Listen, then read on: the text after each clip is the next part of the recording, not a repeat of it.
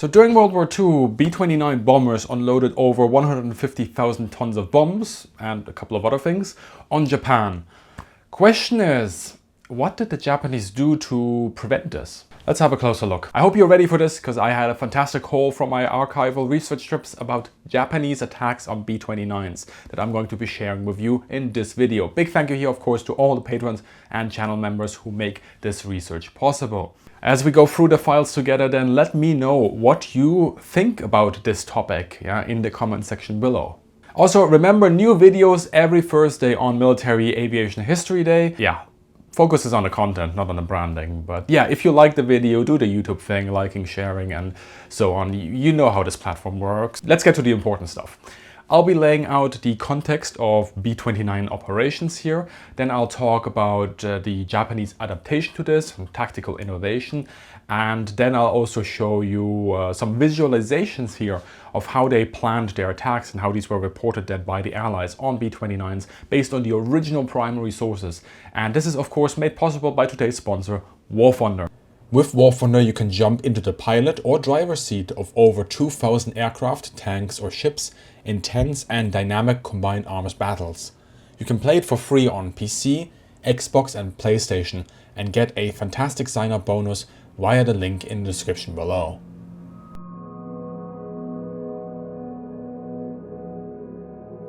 Let's set the context here. It is 1944 and the Allies are slowly pushing Japan back towards the home islands. However, compared to their bombing campaign in Europe, the Allies have no air bases close enough for the B-17 and the B-24 to bomb Japan.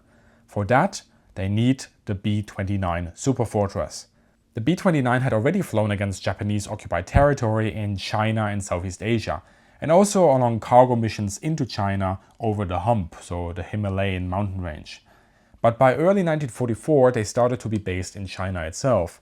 And from there, they started to fly their first raids against Japan, as well as targets, of course, in occupied China. Then, in November 1944, bases in the Marianas became available for strikes by the B-29 fleet against the Japanese home islands. Some of the files I draw from here originate between May 1944 and February 1945. Now, it's very important to recognize two things here.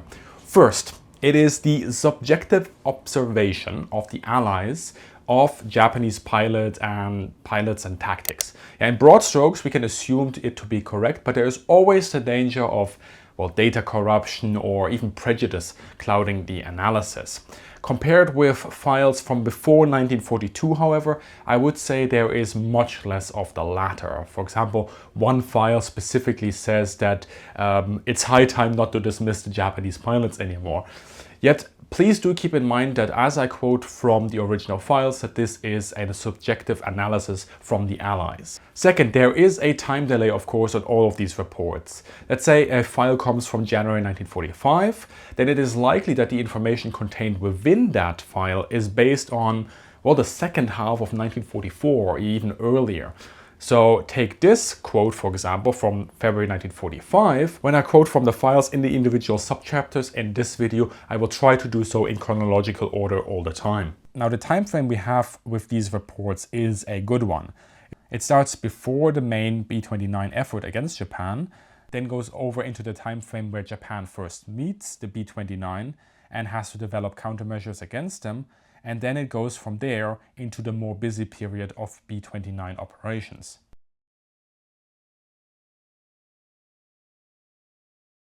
As you know, often when a new major weapon system appears on the battlefield, there is that short but very intense and significant shock and awe period where one side is completely caught off guard and then they scramble to develop new tactics and technical countermeasures to this new threat.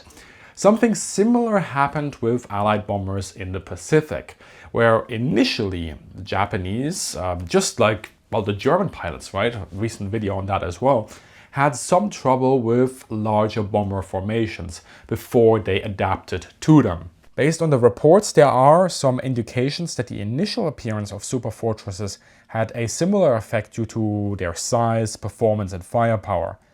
If you ever stood next to one, I think we can all agree that they are very impressive machines, even more so at a time when it was basically one of the biggest behemoths out there. That said, this initial shock would then quickly translate into a reposturing of the Japanese squadrons as they start to probe and learn the intricacies of the US bomber. The expectation here is that Japan will largely follow the same tactics as with the heavy bombers it had engaged previously, though of course they may innovate in certain areas. After you watch this video, I'd encourage you to check out my previous video on Japanese attacks versus US bombers in 1942 to 1944. And this and the older video together will give you a full picture of how the initial experience was gathered against heavy bombers, how tactics were developed, and then as you watch this video, you'll see how that was transferred over to combating the B-29s.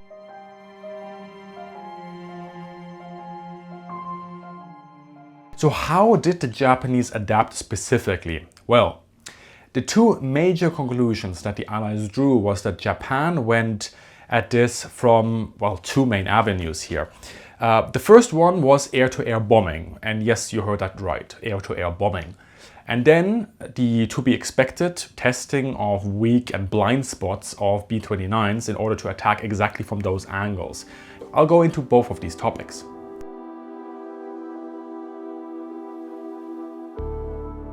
Now, both Japan and Germany looked into air-to-air bombing. The idea was to drop time-delayed bombs into a bomber formation and destroy one, if not more bombers in one go through the blast and the shrapnel damage. For Germany, this whole technical-tactical approach never got far, but Japan had some success with phosphorus bombs and started to use them more often. An Allied report from September 44 that is based on captured documents from the Japanese indicates that the initial air-to-air bombing attack was made by, well, attacking frontally against the bomber and dropping the bombs horizontally at some distance to the American bombers, flying slightly higher than the actual bomber. Later, there appeared some changes. In a file from January 1945, a sort of, well, you could say dive bombing attack against B-29s appeared, and that apparently also brought some success.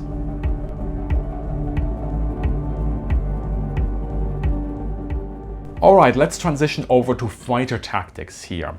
This is a big topic, from, of course, aircraft procurement to weapons to ground organization and command and control, over to the formations that are being used and so on. But we are going to focus here in this video uniquely on what happens in the air between Japanese fighters and, of course, the American B-29 bombers. So we're staying on the tactical level here.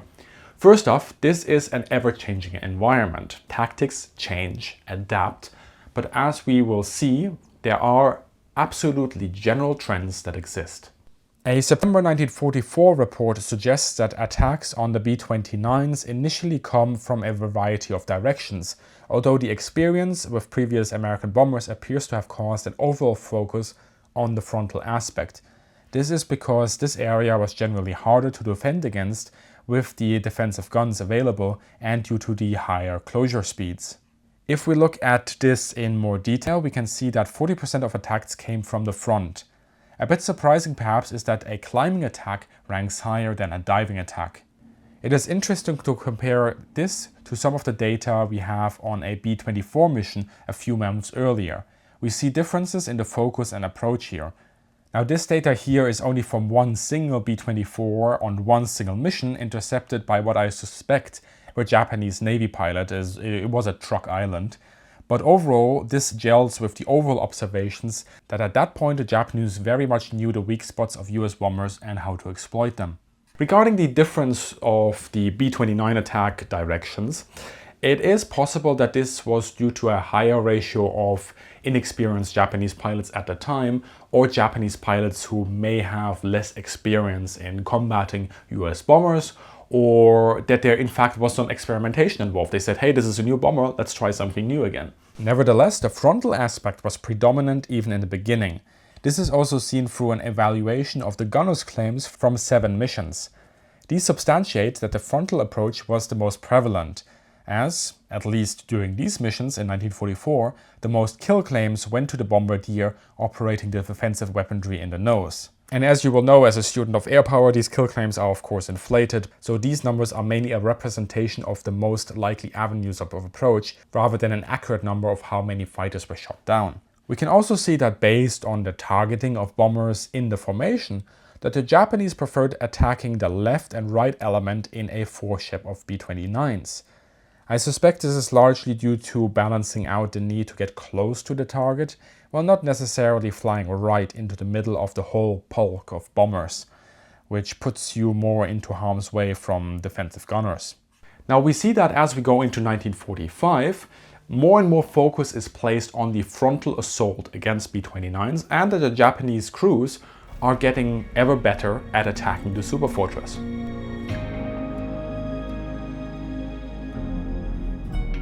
Based on the approximate drawings in these files, let's visualize some of these attacks that were attempted against B-29s. The first was a parallel overtake that transitioned into a diving, sharp turn and placed the fighters in front of the bomber. This attack was said to be unsuccessful due to heavy defensive fire. The second attack type was one where it was assumed that decoys were used. Two fighters flew across the path of the bomber and drew defensive fire. Simultaneously, two fighters attacked from the front high, and they were able to press in close. The third coordinated attack was an adaptation of the first. Splitting the flight into two, both fighters overtook the bomber on either side before turning in with a slight delay between each other. One draws the fire and turns away, while the other presses in close. A similar attack then involved three different planes. Like in the previous example, two fighters attacked from either side, but this time they did it simultaneously. As they drew fire and broke off into a split S, a third fighter attacked from the front low. Considering all this, the general advice to bomber crews was exactly what you'd expect, right? Keep an eye out, stay on your toes, keep formation, and don't get cocky.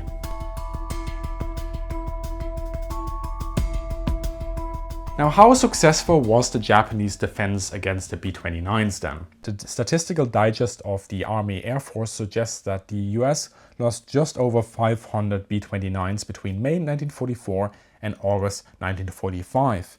Additionally, over 400 received major damage and over 2,200 something received minor damage.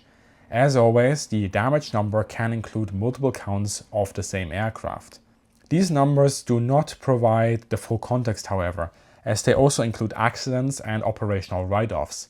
For this, we must look at other statistics that start somewhat later, in November 1944 to August 1945. This would be the main period of B-29 operations against Japan. Here, the 20th Air Force lost just shy of 450 B-29s. 343 of these aircraft were lost in combat missions. The usual breakdown that we find here is 13% to Japanese fighters, 76% to AA defenses, 9% to both, and 2% self-inflicted.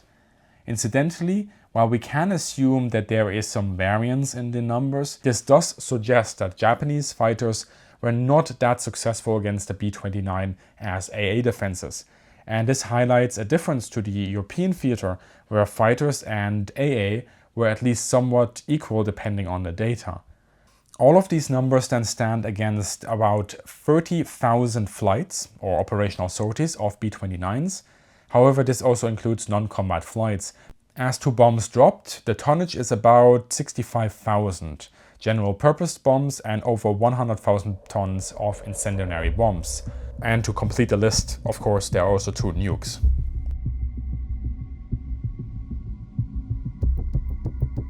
As far as we can ascertain nowadays, Japan did well, considering the circumstances it found itself in adapting to the B-29s and inflicting losses on the B-29 fleet.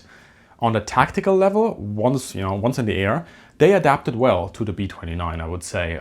We can talk, of course, about technical limitations perhaps in the aircraft, but the main issue here is that Japan wasn't able to inflict significant enough losses to really cause a shift in operations, right? So while tactical and technical adaptation is absolutely visible, Japan did not change the operational and strategic air picture. And really, this is the most important thing we have to discuss at this point and really remember as we put all of this in context, especially as we talk about air power in general.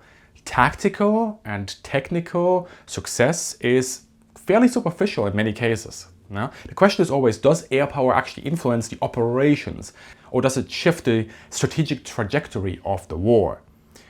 To take the simplest of examples here, right? Japan, like Germany, had very successful pilots, very skilled pilots. Like the highest ranking aces of all time from World War II were German pilots.